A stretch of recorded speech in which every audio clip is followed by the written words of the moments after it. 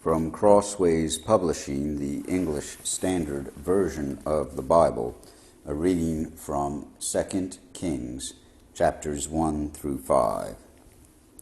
After the death of Ahab, Moab rebelled against Israel. Now Ahaziah fell through the lattice in his upper chamber in Samaria and lay sick, so he sent messengers telling them, "Go inquire of Baal-zebub, the god of Ekron, whether I shall recover from the sickness." But the angel of the Lord said to Elijah the Tishbite, "Arise, go up to meet the messengers of the king of Samaria, and say to them, Is it because there is no God in Israel that you are going to inquire of Baal-zebub, the god of Ekron? Now therefore, thus says the Lord, you shall not come down from the bed in which you have gone up, but you shall surely die." So Elijah went. The messengers returned to the king, and he said to them, "Why have you returned?" And they said to him, "There came a man to meet us, and he said to us, Go back to the king who sent you, and say to him, Thus says the Lord, is it because there is no God in Israel that you are sending to inquire of Baal-zebub, the god of Ekron? Therefore you shall not come down from the bed to which you have gone up, but you shall surely die." He said to them, "What kind of man was he who came to meet you and told you these things?" They answered him, "He wore a garment of hair with a belt of leather about his waist." And he said, "It is Elisha the Tishbite." Then the king sent to him a captain of 50 men with his 50. He went up to Elijah, who was sitting on the top of the hill, and said to him, "O man of God, the king says, Come down." But Elijah answered the captain of 50, "If I am a man of God, let fire come down from heaven and consume you and your 50. Then fire came down from heaven and consumed him and his 50. Again the king sent to him another captain of 50 men with his 50. And he answered and said to him, "O man of God, this is the king's order. Come down quickly." But Elijah answered him, "If I am a man of God, let fire come down from heaven and consume you and your 50. Then the fire of God came down from heaven and consumed him and his 50. Again the king sent the captain of a third 50 with his 50. And the third captain of 50 went up and came and fell on his knees before Elijah and entreated him, "O man of God, please let my life and the life of these 50 servants of yours be precious in your sight."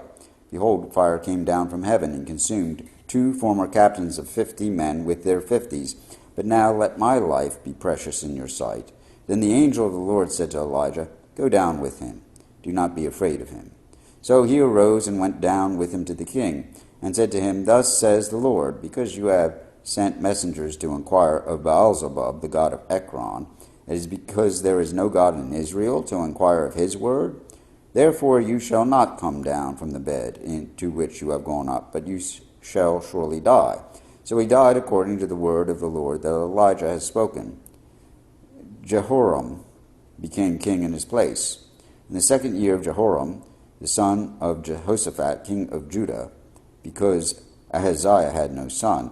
Now the rest of the acts of Ahaziah that he did, are they not written in the book of the Chronicles of the kings of Israel? Now, when the Lord was about to take Elijah up to heaven by a whirlwind, Elijah and Elisha were on their way from Gilgal. And Elijah said to Elisha, "Please stay here, for the Lord has sent me as far as Bethel." But Elisha said, "As the Lord lives, and as you yourself live, I will not leave you."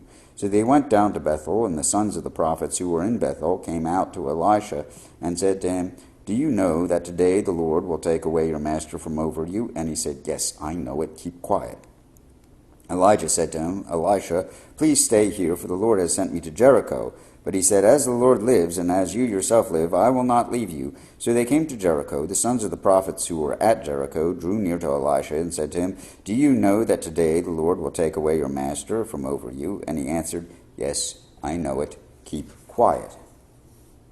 Then Elijah said to him, "Please stay here, for the Lord has sent me to the Jordan."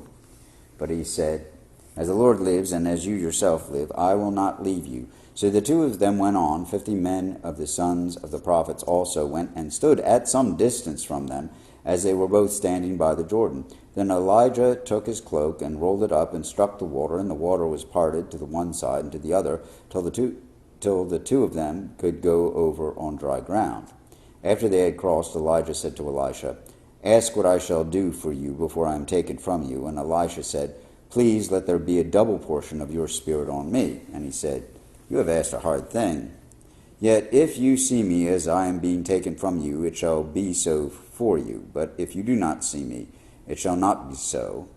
And as they still went on and talked, behold, chariots of fire and horses of fire separated the two of them, and Elijah went up by a whirlwind into heaven. And Elisha saw it, and he cried, my father, the chariots of Israel and its horsemen. And he saw him no more. Then he took hold of his own clothes and tore them in two pieces, and he took up the cloak of Elijah that had fallen from him, and went back and stood on the bank of the Jordan. Then he took the cloak of Elijah that had fallen from him, and struck the water, saying, where is the Lord, the God of Elijah? And when he had struck the water was parted on one side and on the other, and Elisha went over. Now when the sons of the prophets who were at Jericho saw him opposite them, they said, the spirit of Elijah rests on Elisha. And they came to meet him, and bowed to the ground before him. And they said to him, behold now, there are with your servants 50 strong men. Please let them go and seek your master. It may be that the Spirit of the Lord has caught him up and cast him upon some mountain or into some valley. And he said, you shall not send. But when they urged him till he was ashamed, he said, send. They sent therefore 50 men, and for 3 days they sought him, but did not find him. And they came back to him while he was staying at Jericho. And he said to them, did I not say to you, do not go? Now the men of the city said to Elisha, behold, the situation of this city is pleasant, as my Lord sees, but the water is bad, and the land is unfruitful. And he said, bring me a new bowl. And they put salt in it. So they brought it to him. Then he went to the spring of water and threw the salt in it, and said, thus says the Lord, I have healed this water. From now on neither death nor miscarriage shall come from it. So the water has been healed to this day, according to the word that Elisha spoke. He went up from there to Bethel, and while he was going up on the way, some boys came out of the city and jeered at him, saying, go up, you bald head, go up, you bald head. And he turned round, and when he saw them, he cursed them in the name of the Lord. And 2 she-bears came out of the woods, and tore 42 of the boys. From there he went on to Mount Carmel, and from there he returned to Samaria. In the 18th year of Jehoshaphat king of Judah, Jehoram, the son of Ahab, became king over Israel and Samaria, and he reigned 12 years. He did what was evil in the sight of the Lord, though not like his father and mother, for he put away the pillar of Baal that his father had made. Nevertheless, he clung to the sin of Jeroboam the son of Nebat, which he made Israel to sin, and did not depart from it. Now Mesha, the king of Moab, was a sheep breeder, and he had to deliver to the king of Israel 100,000 lambs, and the wool of 100,000 rams. And when Ahab died, the king of Moab rebelled against the king of Israel. So King Jehoram marched out of Samaria at that time, and mustered all Israel. And he went and sent word to Jehoshaphat, king of Judah, the king of Moab has rebelled against me. Will you go with me to battle against Moab? And he said, I will go. I am as you are, my people as your people, my horses as your horses. Then he said, by which way shall we march? Jehoram answered, by the way of the wilderness of Edom. So the king of Israel went with the king of Judah and the king of Edom. And when they had made a circuitous march of 7 days, there was no water for the army, or for the animals that followed them. Then the king of Israel said, alas, the Lord has called these 3 kings to give them into the hand of Moab. And Jehoshaphat said, is there no prophet of the Lord here, through whom we may inquire of the Lord? Then one of the king of Israel's servants answered, Elisha, the son of Shaphat, is here, who poured water on the hands of Elijah. And Jehoshaphat said, the word of the Lord is with him.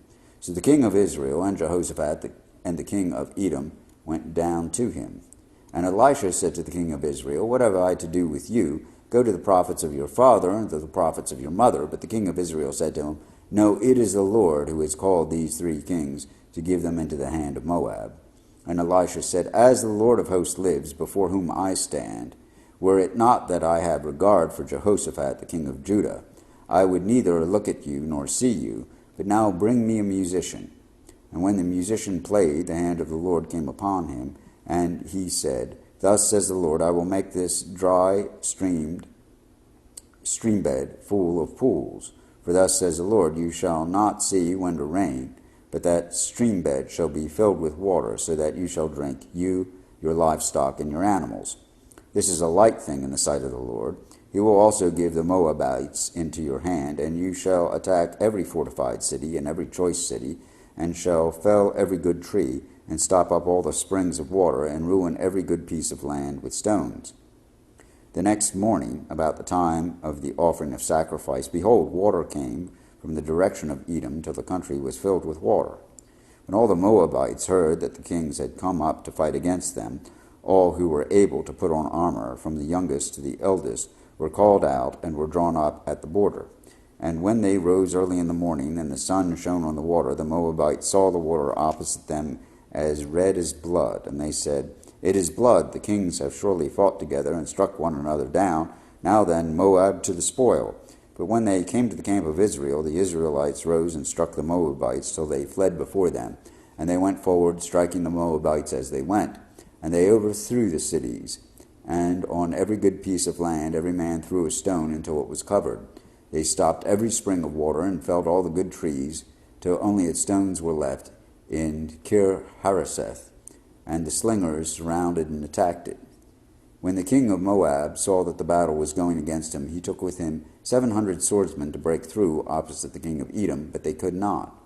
Then he took his oldest son, who was to reign in his place, and he offered him for a burnt offering on the wall.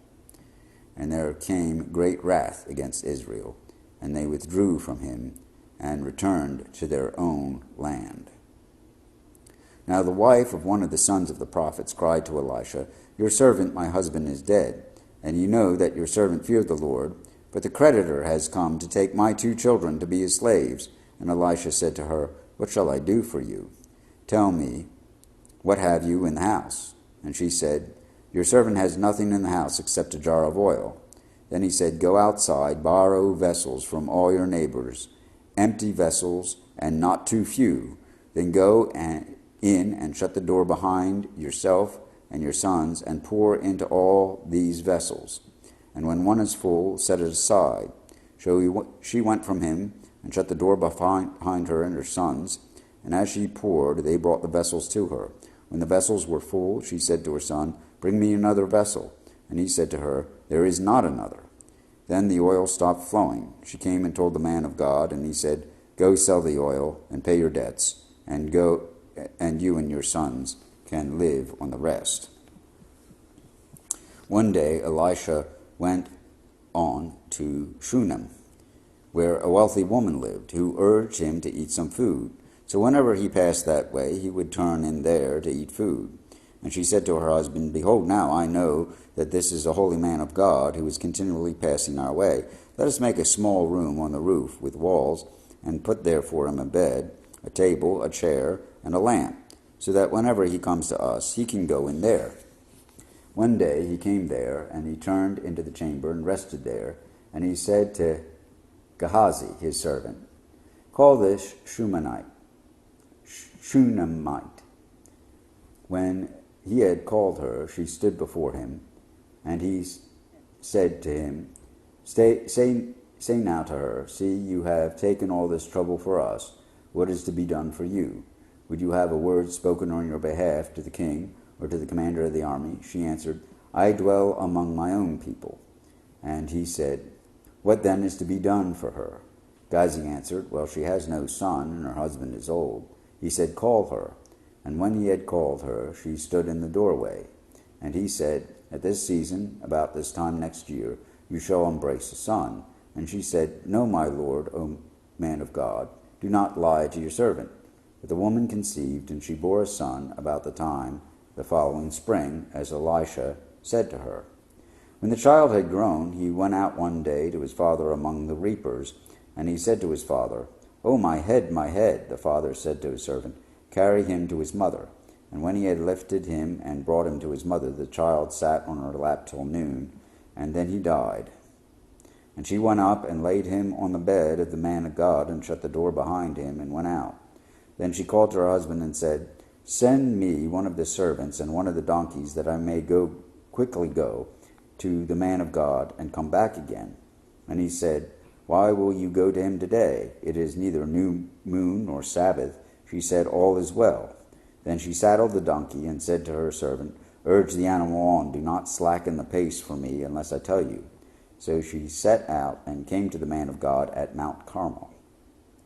When the man of God saw her coming, he said to Gehazi, his servant, Look, there is the Shunammite. Run at once to meet her and say to her, Is all well with you? Is all well with your husband? Is all well with the child? She answered, All is well. And when she came to the mountain to the man of God, she caught hold of his feet. And Gehazi came to push her away, but the man of God said, Leave her alone, for she is in bitter distress, and the Lord has hidden it from me and has not told me.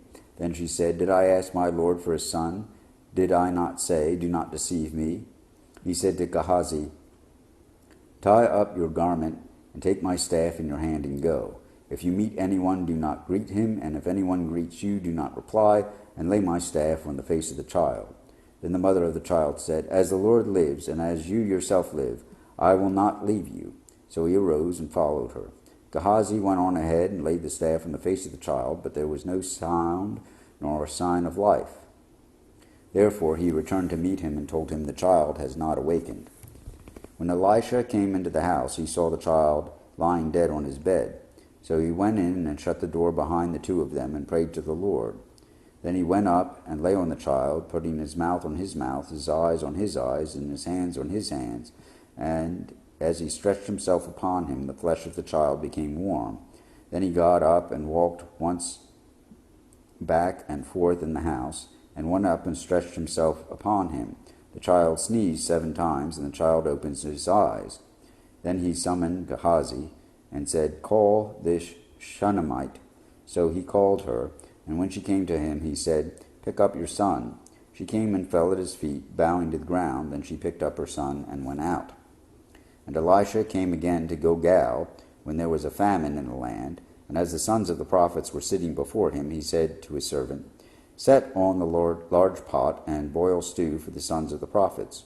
One of them went out into the field to gather herbs, and found a wild vine, and gathered from it his lap full of wild gourds, and came and cut them up into the pot of stew, not knowing what they were.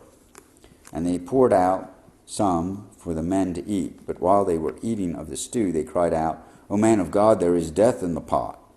And they could not eat it. He said, Then bring flour. And he threw it into the pot and said, Pour some out for the men, that they may eat. And there was no harm in the pot. A man came from Baal Shalisha, bringing the man of God bread and first fruits, 20 loaves of barley, and fresh ears of grain in his sack. And Elisha said, Give to the men, that they may eat. But his servant said, How can I set this before 100 men? So he repeated, Give them to the men, that they may eat. For thus says the Lord, They shall eat and have some left. So he set it before them, and they ate and had some left, according to the word of the Lord. Naaman, commander of the army of the king of Syria, was a great man with his master, and high in favor, because by him the Lord had given victory to Syria. He was a mighty man of valor, but he was a leper. Now the Syrians, on one of their raids, had carried off a little girl from the land of Israel, and she worked in the service of Naaman's wife. She said to her mistress, Would that my Lord were with a prophet who is in Samaria. He would cure him of his leprosy. So Naaman went in and told his Lord. Thus and so spoke the girl from the land of Israel. And the king of Syria said, Go now, and I will send a letter to the king of Israel. So he went, taking with him 10 talents of silver, 6,000 shekels of gold, and 10 changes of clothing. And he brought the letter to the king of Israel, which read, When this letter reaches you, I know that I have sent to you Naaman my servant, that you may cure him of his leprosy. And when the king of Israel read the letter, he tore his clothes and said, Am I God, to kill and to make alive, that this man sends word to me to cure a man of his leprosy? Only consider and see how he is seeking a quarrel with me. But when Elisha, the man of God, heard that the king of Israel had torn his clothes, he sent to the king, saying, Why have you torn your clothes? Let him come now to me, that he may know that there is a prophet in Israel. So Naaman came with his horses and chariots and stood at the door of Elisha's house. And Elisha sent a messenger to him, saying, Go and wash in the Jordan 7 times, and your flesh shall be restored, and you shall be clean. But Naaman was angry and went away, saying, Behold, I thought that he would surely come out to me, and stand and call upon the name of the Lord his God, and wave his hand over the place, and cure the leper. Are not Abana and Pharpar, the rivers of Damascus, better than all the waters of Israel? Could I not wash in them and be clean? So he turned and went away in rage. But his servants came near and said to him, My father, it is a great word the prophet has spoken to you. Will you not do it? Has he actually said to you, Wash and be clean? So he went down and dipped himself 7 times in the Jordan, according to the word of the man of God, and his flesh was restored like the flesh of a little child, and he was clean. Then he returned to the man of God, he and all his company, and he came and stood before him, and he said, Behold, I know that there is no God in all the earth, but in Israel. So accept now a present from your servant. But he said, As the Lord lives, before whom I stand, I will receive none. And he urged him to take it, but he refused. Then Naaman said, If not, please let there be given to your servant 2 mule loads of earth. For from now on your servant will not offer burnt offering or sacrifice to any god but the Lord. In this matter may the Lord pardon your servant when my master goes into the house of Rimmon to worship there, leaning on my arm, and I bow myself in the house of Rimmon. When I bow myself in the house of Rimmon, the Lord pardon your servant in this matter. He said to him, Go in peace. But when Naaman had gone from him a short distance, Gehazi, the servant of Elisha, the man of God, said, See, my master has spared this Naaman the Syrian, in not accepting from his hand what he brought. As the Lord lives, I will run after him and get something from him. So Gehazi followed Naaman, and when Naaman saw someone running after him, he got down from the chariot to meet him and said, Is all well? And he said, All is well. My master has sent me to say, There have just now come to me from the hill country of Ephraim 2 young men, the sons of the prophets. Please give them a talent of silver and 2 changes of clothing. And Naaman said, Be pleased to accept 2 talents. And he urged him and tied up 2 talents of silver and 2 bags with 2 changes of clothing, and laid them on 2 of his servants. And they carried them before Gehazi. And when he came to the hill, he took them from their hand and put them in his house, and he sent the men away, and they departed.